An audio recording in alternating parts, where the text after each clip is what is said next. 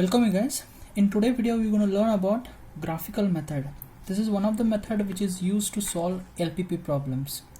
So here is a problem. In this problem they are given a Z-max value 45x1 plus 80x2, and to achieve this they have given the constraint. They have mentioned two constraints here, and this is x1 and x2 are two variables. So let us start to solve this.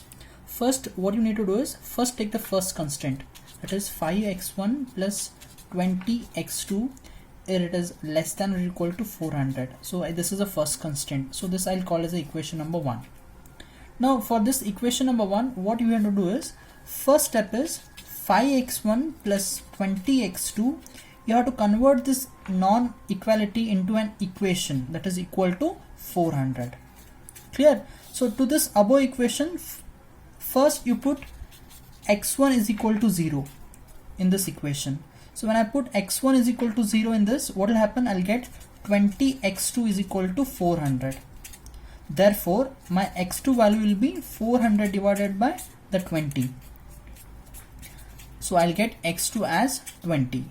Now in the similar way you have to put now x2 as 0. So in this equation, so when I put x2 is equal to 0, I'll get 5x1 is equal to 400. So therefore my x1 is equal to 400 divided by 5. So I'll get 80.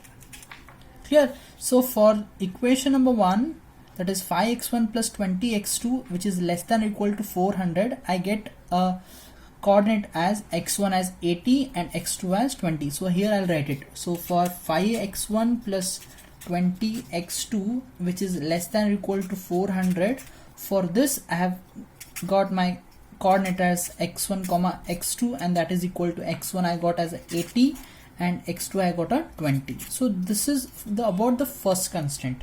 Now we'll move to the next constraint now. So what is the second constraint we have? We have a second constraint as 10x1 plus 15x2, which is less than or equal to 450. So this is my second constraint. You have to repeat the same what I have told for the first constraint. First step would be converting the non-equalities into an equation, that is you have to make it to equation equal to 450. And the next step would be, now you put x1 is equal to 0. So in this equation when I put x1 is equal to 0, I'll get 15x2 is equal to 450. So therefore my x2 is equal to 450 divided by 15. I'll get x2 as 30. Next you have to put x2 as 0. So when I put x2 is equal to 0 in this equation, I'll get 10x1 is equal to 450, and my x1 is equal to 450 divided by the 10, and I'll get it x1 as 45. So this is x2 value and this is x1 value for the second constraint. And now I'll rewrite it, 10x1 plus 15x2, now it is less than or equal to 450, and for this constraint I got x1 and x2 coordinate as x1 as I got as a 45 and x2 as I got it 30. So this is the first step in the graphical method. Now we'll solve it with help of graph. So now the next step would be, now you have to plot the graph now. So I have taken here scale as 1 centimeter is equal to 10. You can take it according to your convenient. So we're going to plot the constraint on the graph now. So for that again we have to go to the first constraint. So for the first constraint we have 5x1 plus 20x2. Here it is less than or equal to 400, and I got x1 and x2 as 80 and 20. So on the graph you take along the x-axis as x1, and along y-axis you can take x2. So here x1 and this is my x2. Now you have to float the line for this now. So for first constraint I got x1 as 80. So this is x1 as 80 and x2 as 20. So this is a 20 point. So these 2 points I'm going to join with the help of a line. So you have to join these lines. So here it is 20 and 80, I am joining it. Okay, after drawing the line, you have to, on the line you have to write the condition, that is constraint 5x1 plus 20x2. Now what we have in the first constraint is it is less than or equal to, so write here less than or equal to. How much it is less than or equal to? It is less than 400. So remember, while drawing this line, whenever the equation is less than or equal to, whatever the solution will lies, the solution will lies towards the origin. So with the help of arrow mark, you can show it like this. So this is the origin point. Since we have a less than or equal to condition, so that means that whatever the solution will lies, the solution will lie towards the origin. So we have plotted the first constraint on the graph. Now you have to similarly you have to do it with the second constraint. In the second constraint, we have 10x1 plus 15x2, which is less than or equal to 450. And for this constraint, I got a coordinates as x1 and x2 as 45 and 30. Now you have to plot these 2 points on the graph now. So again, coming back to this graph. So here I have to find where is the x1. x1 is, I have got a 45, so 40 and 50 here. In between this, here is a 45, and one more we have x2 as 30, so 30 will here. So this is a 30 point and this is a 45 point. So join these 2 points with the help of a line. Okay, so this is my second constraint line, that is we have a 10x1 plus 15x2. Again, important here is the non-equality symbol, that is here we have again less than or equal to 450. So whenever I have said it, whenever the inequality is less than or equal to, the solution will lie towards the origin. So in this problem, both the constraint have a inequality sign as a less than or equal to. That means that whatever the solution will lies, the solution will lies towards the origin.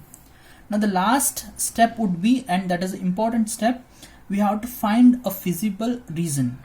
That means that you have to select the reason which will satisfy both the constraint. See, first constraint what we have is 5x1 plus 20x2, which is less than or equal to 400. Okay, and this is the light line. So whatever the solution will lie below this. Since we have a less than, the solution will lie below this. Solution will not lie above this. Okay, so that is the meaning of the first constraint. And second constraint is 10x1 plus 15x2. Again, it is here, it is a less than or equal to 450. Here it is that line, and that means that whatever the solution will lie, the solution will lie below this, not above this.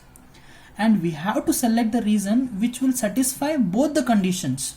Now, like for example, if I take this as a reason, if I selected this reason, for example, if I select this reason, what will happen? I may satisfy this condition, that is like this line.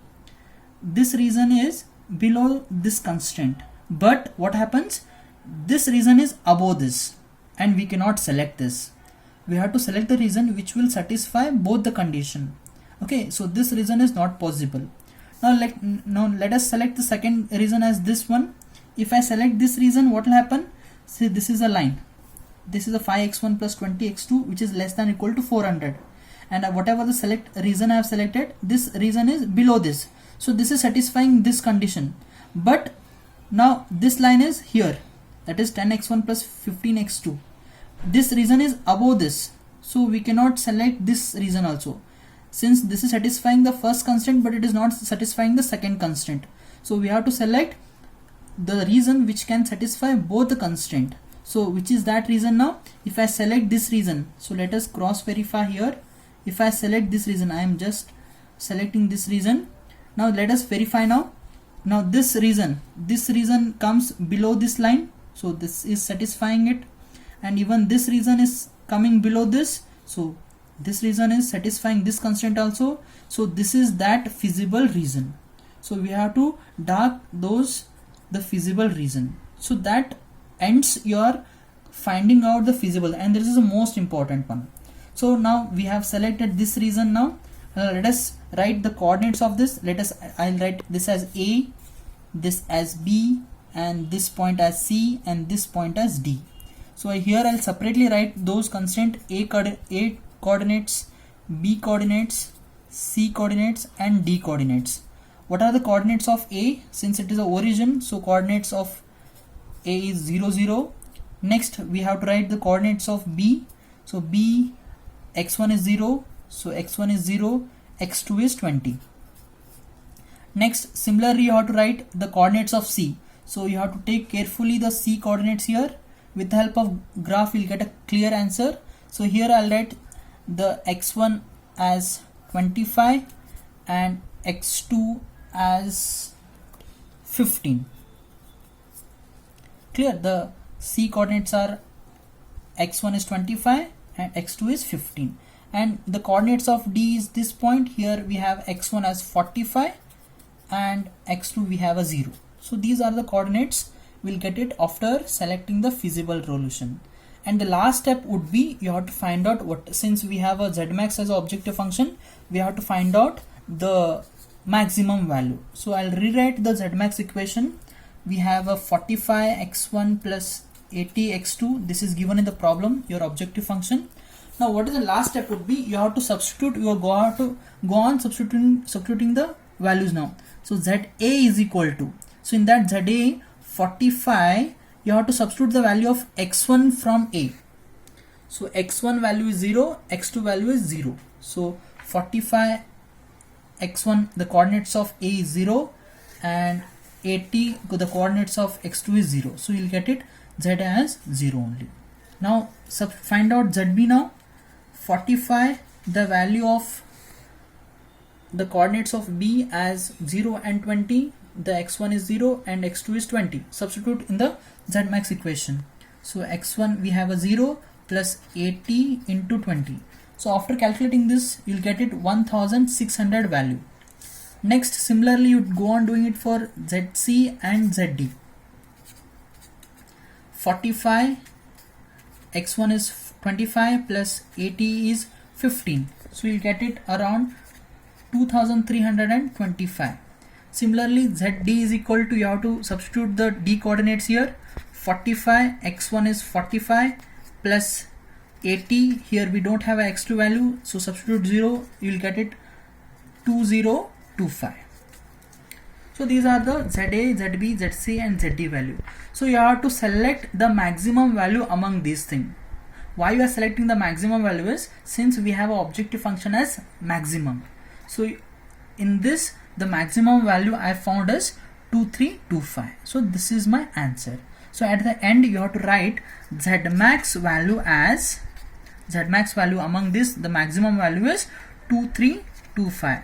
To achieve this maximum value, what are the variables you have taken? X1 as 25 and x2 as 15. So you have to write x1 is equal to 25 and x2 is equal to 15. So this ends your problem.